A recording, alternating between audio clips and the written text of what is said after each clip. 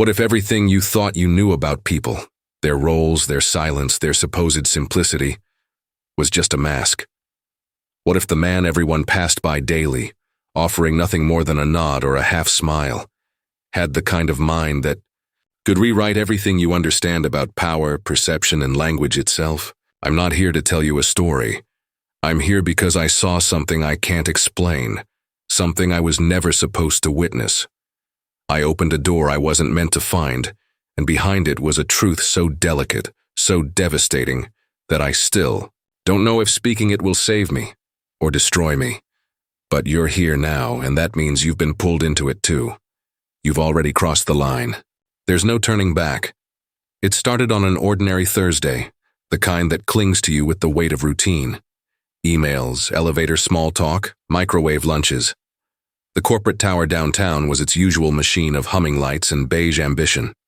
On the 32nd floor, where glass walls kept the skyline caged like a view no one had time to admire, the CEO's office buzzed with the urgency of a product launch no one could afford to screw up. Phones rang. Deadlines breathed down necks. But none of them saw what I saw. That morning I was there for something trivial. An IT audit, a checkup on the new biometric system installed the week before. That's what gave me clearance to floors most contractors never saw. That's what put me outside the executive suite at the exact moment it happened. And that's what let me hear it. Him, the janitor, whose name I had never bothered to ask, was kneeling by the glass doors, polishing the metal trim with the kind of devotion usually reserved for altars. He was humming, low, almost inaudible, but not a melody. It was language, several of them. Fluid, distinct, not code switching, not rehearsed. It was seamless. French faded into Arabic, then Russian, Japanese, Swahili. 9 tongues, 1 breath. And then he said something that froze me where I stood. It wasn't the words, it was the voice. It came from behind me, but when I turned, the hall was empty. What I heard wasn't human, not in the way we understand it. It was the kind of sound that bypasses the ears and scrapes against your spine, like a scream heard inside a dream. It said one thing, one name, my name, and then silence. Thick, heavy. I turned back and the janitor was gone. When I asked the front desk later who had cleaned the executive floor that day, they gave me a blank stare. No one was scheduled until after 6 p.m. They checked the logs, no entry, no badge swipes. But I know what I saw. I went back to the footage, frame by frame. Nothing, not a single image. Just a flicker in the hallway camera, a half-second glitch, and then something that made my stomach turn. My face reflected in the glass, looking straight into a pair of eyes that weren't mine. This is where it begins to slip, the edge of reason. Because how do you report something you can't prove? Who do you tell when the evidence is always erased, like someone or something is scrubbing reality before you can hold on to it? Over the next few days, strange things began to happen at the office. People forgot conversations they had only moments before. One assistant swore she saw her deceased grandfather's name pop up in a Slack message. A marketing intern claimed a baby in the elevator said the CEO's darkest secret out loud in perfect English, then giggled like it was a game. Everyone laughed, brushed it off. But I watched the fear settle behind their eyes, the kind that doesn't fade, the kind that grows. The CEO, James Ellison, was the kind of man who wore confidence like cologne. Expensive, overbearing. But something shifted in him too. He started asking questions about the cleaning staff, about building access, about languages. He stopped by desks he never used to notice. "Do you know anyone who speaks more than 6 languages?" he asked a stunned HR manager one afternoon. She laughed. "No, sir, that'd be wild." He didn't laugh back. The next day, a new policy was circulated. All third-party personnel would now require voice verification at check-in. Nobody blinked. But I noticed one thing buried in the SAY policy, line 43. Cross-linguistic detection software now active in security feeds. That's not normal. That's not for janitors.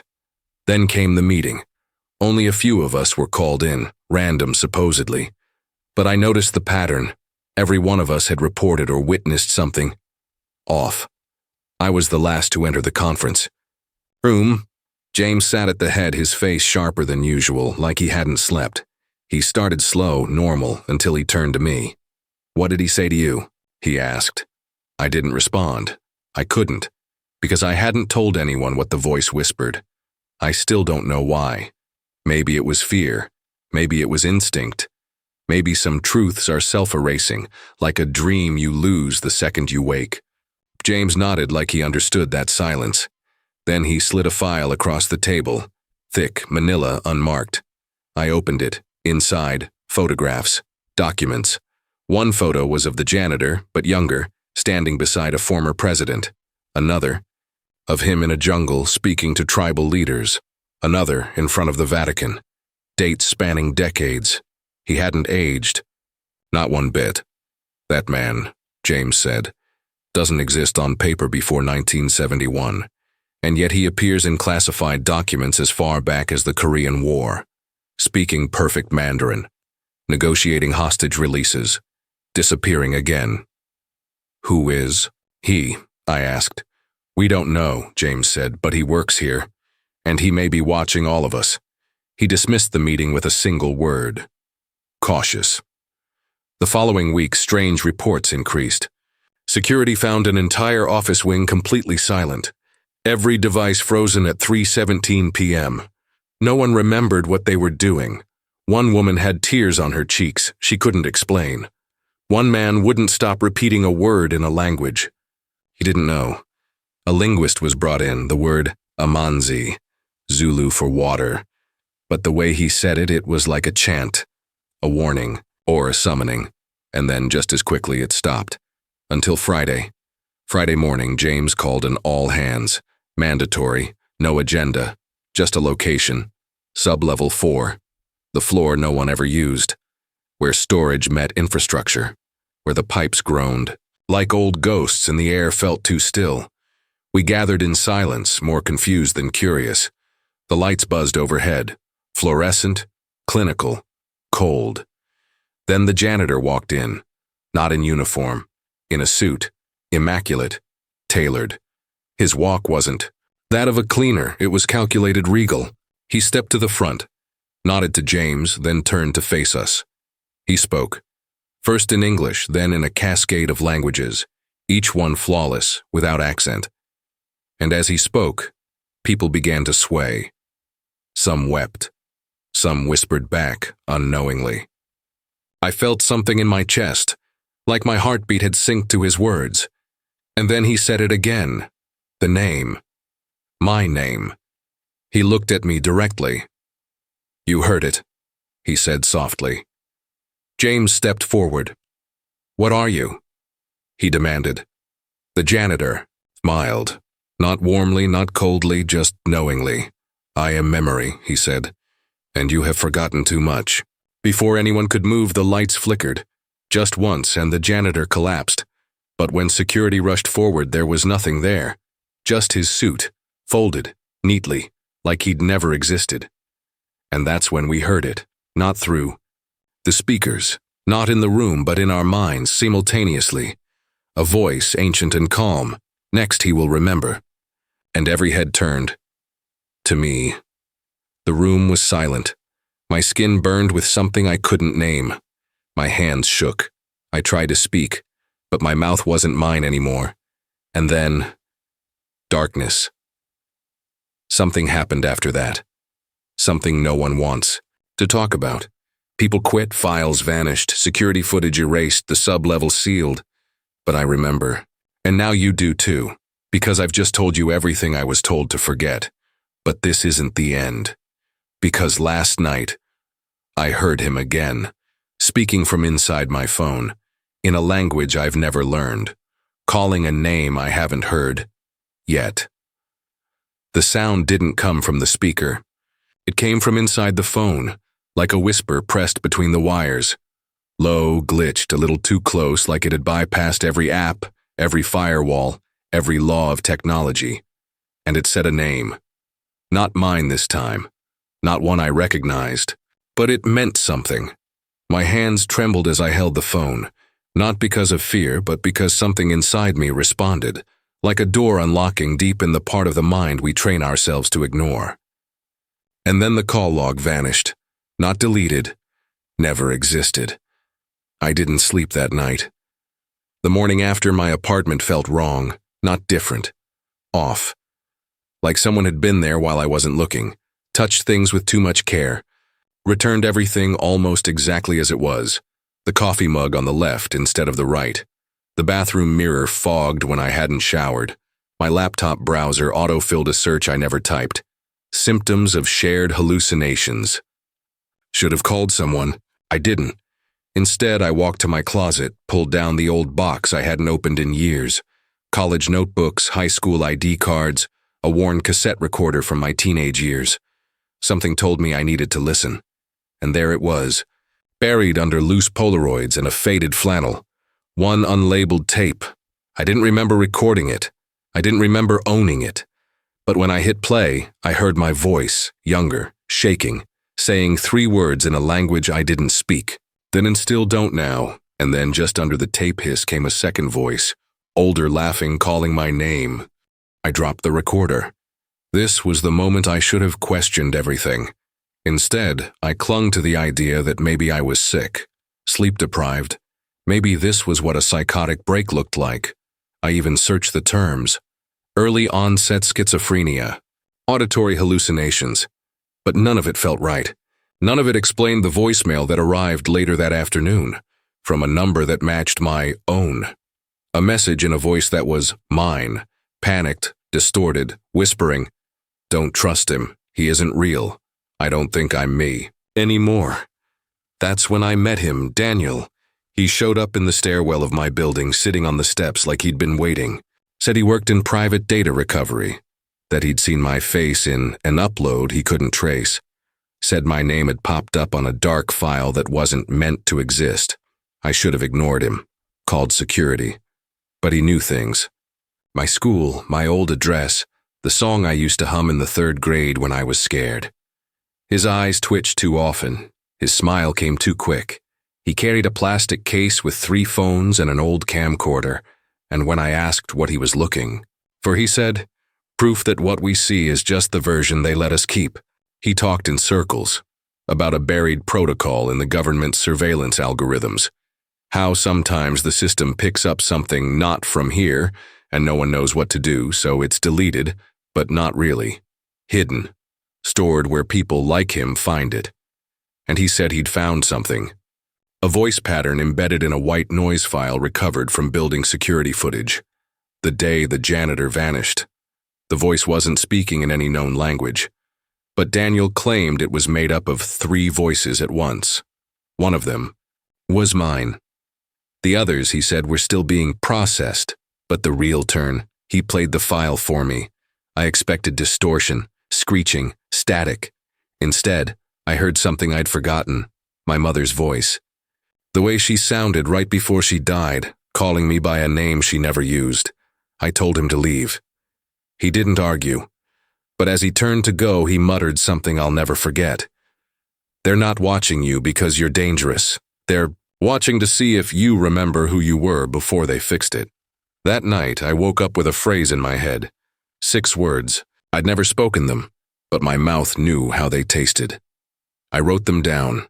Google turned up nothing. No matches. Just one weird Reddit thread buried 10 years deep, flagged and removed, titled, "Real Unsolved Mystery." What language is this? My baby says it in his sleep. When I clicked the link, the page 404'd, but for a second, a message flashed. Truth behind what no one tells you. Then gone. I haven't gone back to work. I'm not sure there is a job to go back to. I called the office. The receptionist said she'd never heard of James Ellison. Said there was no record of a CEO by that name. No janitor listed in any registry. No sub-level 4. I checked my own ID badge. The chip was blank, but I still get the dreams. Always the same hallway, always the same door, and behind it, laughter. Last night, Daniel came back. He looked thinner, pale, like he hadn't slept in weeks. His voice cracked when he said, "I made a mistake. I decrypted more of the file." "What did it say?" I asked. He just shook his head. "It wasn't a message. It was a trigger. I think I woke it up. I didn't ask what it was. I didn't have to, because the lights flickered, and from the other room my phone lit up a voicemail from my mother's number.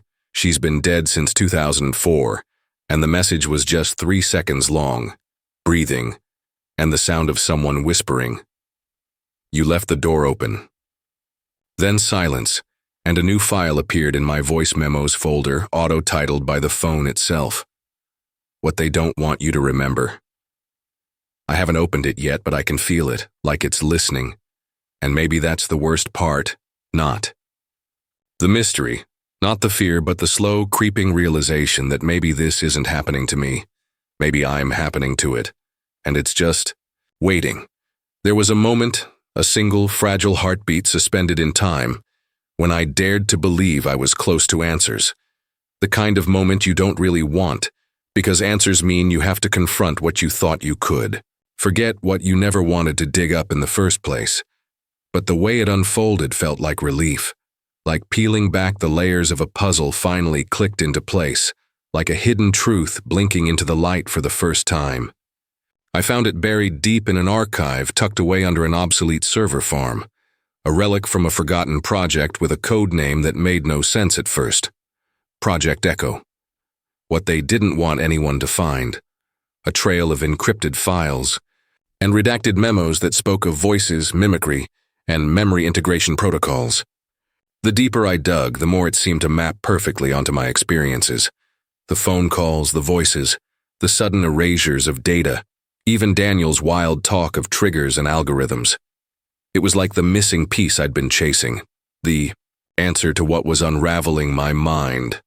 I played the recovered recordings again and again, listening to fragments of conversation, distorted cries, and strange overlapping voices that somehow felt intimately familiar, like ghosts trying to break through the static.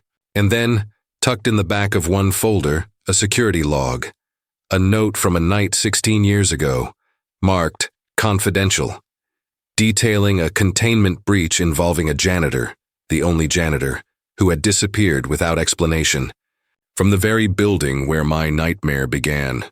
The report said he uttered something unintelligible before vanishing, and that surveillance cameras captured a faint whisper echoing in multiple languages, overlapping in a way that no one could understand but was recorded nonetheless. The eerie familiarity hit me like a gut punch. That janitor was him, or so it seemed.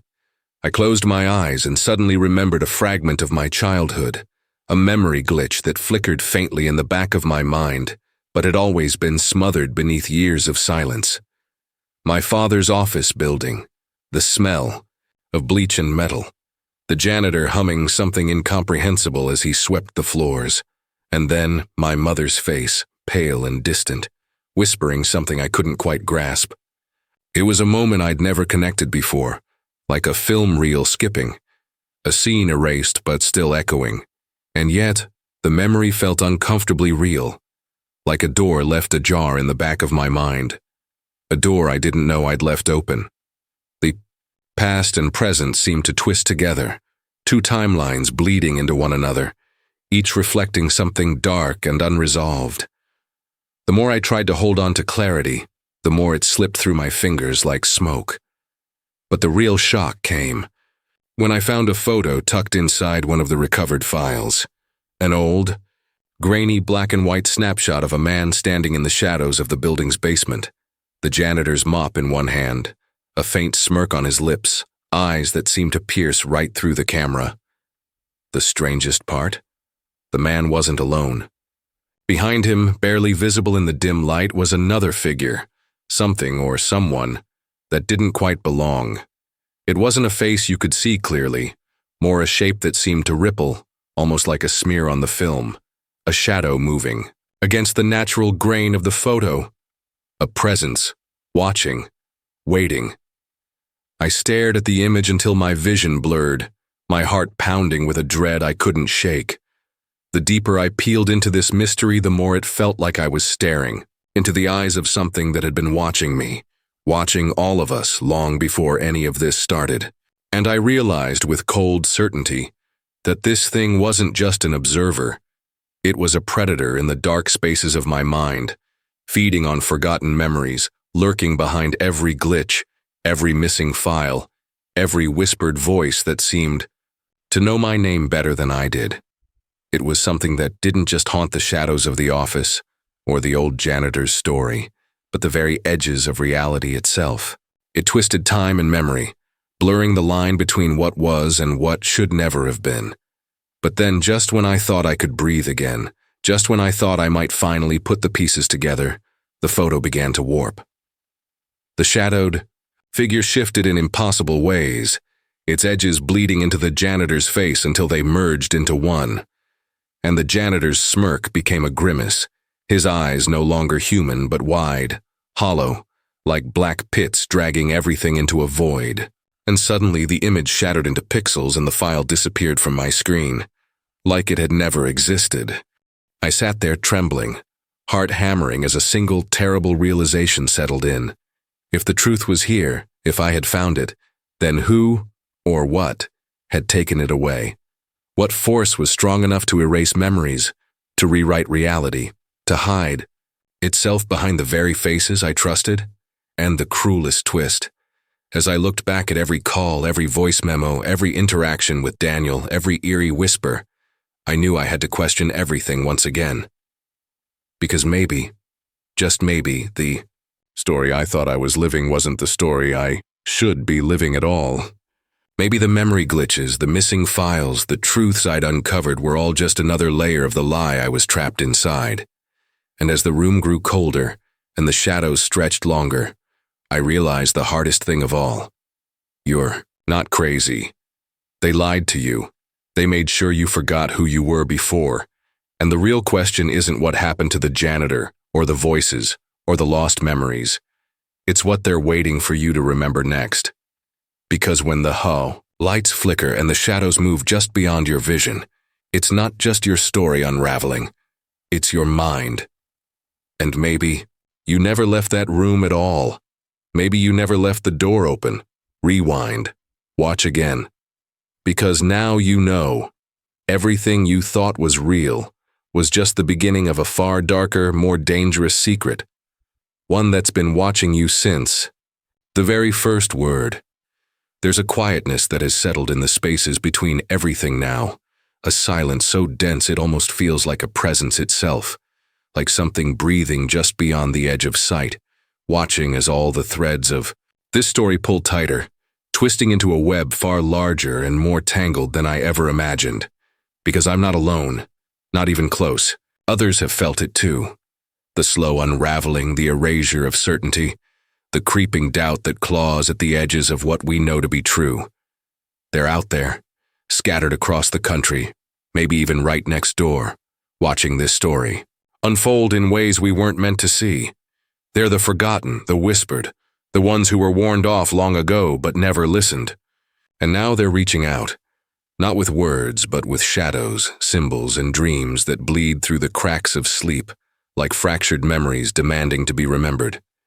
It's as if we're all pieces of the same broken puzzle, locked inside a labyrinth of hidden messages that only those awake enough to see can begin to decipher. These messages come in strange ways. An email sent at 3:07 a.m. with nothing but a single symbol, an interlocking spiral that pulses faintly on the screen before vanishing like a ghost. A video clip shared on a forgotten forum, grainy and out of focus, showing a hallway much like the one in my building but with walls smeared in a pattern that matches the same spiral. And then there are the dreams, so vivid they burn into waking thought. Visions of faces I don't recognize but that feel painfully familiar, whispering half-phrases I can't quite catch, like warnings or confessions slipped through time. They say you're not alone, that this is bigger than one person, bigger than the janitor, bigger even than the stories we tell ourselves when the lights go out. And as these fragments stack, the question gnaws at me. Who is really pulling the strings? Who is watching us? Because the shadows have eyes, and those eyes are older than any of us want to believe. Amid this thickening fog of half-truths and silences, a third perspective begins to emerge, an observer whose voice doesn't carry the tremors of fear or confusion that bind me. Instead, it's calm, measured, almost clinical, as if they've been watching from the beginning, patiently tracing the patterns we miss.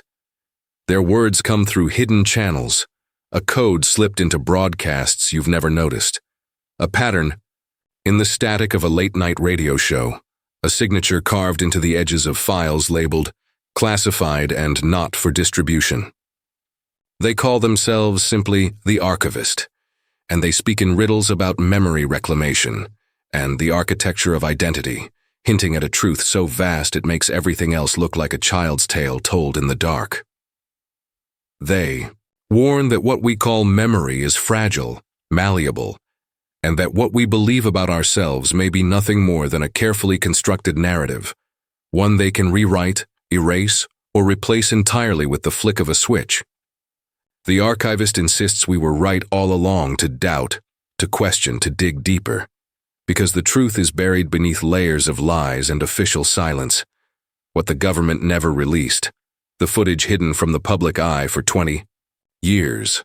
A record of experiments and disappearances no one remembers but everyone fears. As I try to hold on to myself, to piece together who I really am beyond the glitches and whispers, I start to see the boundaries of identity bending like glass. Under pressure, who am I when my memories flicker? When the faces in my past rearrange themselves into strangers? When my thoughts echo with phrases I don't recognize as my own? And what does it mean to be in control of a mind that might be a vessel for something far older and more dangerous than human thought? The feeling of being watched turns inward, twisting into paranoia that seeps into every breath, every glance in the mirror, every pulse of static on a forgotten phone line. The walls between self and other dissolve, and I begin to wonder if the part of me that's searching for answers is the same part that's been silently rewritten, recoded. A ghost trapped in a body that no longer belongs. And the more I listen to the archivist's cryptic warnings, the more I realize that this isn't just a story about a missing janitor or voices in the dark. It's a reckoning with the fragile architecture of memory itself. A war over what it means to be real in a world built on secrets. The spiral symbol keeps appearing, always just out of reach, like a mark left by something ancient. A signpost that says, "Follow me if you dare," but also, "You can never escape." And somewhere beneath it all, I feel the gaze of that unseen force again, watching, waiting, not just to observe, but to decide who among us will vanish next into the cracks of forgotten reality. And with every flicker of light and every whisper lost in static, I'm left with one undeniable truth. This story isn't ending. It's only just beginning. And whatever comes next, it's not just mine to bear anymore. It's ours. So hold your breath and look closely, because the spiral is everywhere and the question no one dares to ask is now yours to carry. How much of yourself are you willing to lose before you realize that the truth was watching you all along? There comes a moment in the unraveling when the mystery ceases to be about what happened, and instead becomes about why it happened. About what it means to exist in the fragile, fragmented web of memory, identity, and choice. That moment came for me in a quiet room that smelled faintly of dust and old paper, the soft hum of a flickering fluorescent light overhead the only sound. I sat across from a face I thought I knew, but suddenly felt alien. My own reflection, staring back at me like a stranger. It was there, I understood. The story wasn't about the janitor who spoke 9 languages, or the whispers of vanished voices, or the spirals hidden in static. It was about me, about the part of me that clung to fragmented truth as if it were air, even as the air was slipping through my fingers. Why did this happen? Because beneath the surface of our lives, beneath the carefully curated memories and the stories we tell ourselves to feel safe, there is chaos. A silence waiting to erupt. The truth was never a neat resolution. It was a reckoning with the very nature of being human, with vulnerability, fear, and the unbearable loneliness of the unknown. I realized that what we call reality is as much a choice as it is a fact. To face the truth is to risk losing everything, to shatter the fragile self we've built. But to reject it is to live a half-life, trapped in shadows, always searching for something just out of reach. In that room, I made a choice to either fall into the abyss of doubt and lose myself completely, or to embrace the terrifying possibility that what I uncovered was the key to something deeper, something that could save me, if only I was brave enough to see it through. The spiral wasn't just a symbol of the mystery, it was the shape of the journey inward, a descent into the raw core of existence where pain and beauty collide, where fear and hope are inseparable. I confessed then, not just to the room, but to myself, the truth I'd buried beneath layers of denial, that all my life I'd been running from the silence inside, from the parts of me that didn't fit the story I wanted to live. I'd been afraid that knowing the full truth would destroy me, but maybe, just maybe, it was the only thing that could set me free. This moment wasn't an ending. It was a terrifying awakening, like waking from a dream you didn't even know you were trapped in, where the boundaries of who you thought you were dissolve and everything becomes fluid, uncertain, but alive. It's in this liminal space between knowing and not knowing that the real story begins. So as you sit there, watching, feeling the weight of everything unraveling inside you, remember this: the spiral keeps turning. The silence isn't empty. It's full of waiting. And in the depths of that waiting, we find ourselves broken, uncertain, but utterly human. Thank you for watching. Don't forget to like, share, and subscribe for stories you were never meant to hear. Until next time. Remember, some truths don't want to be found.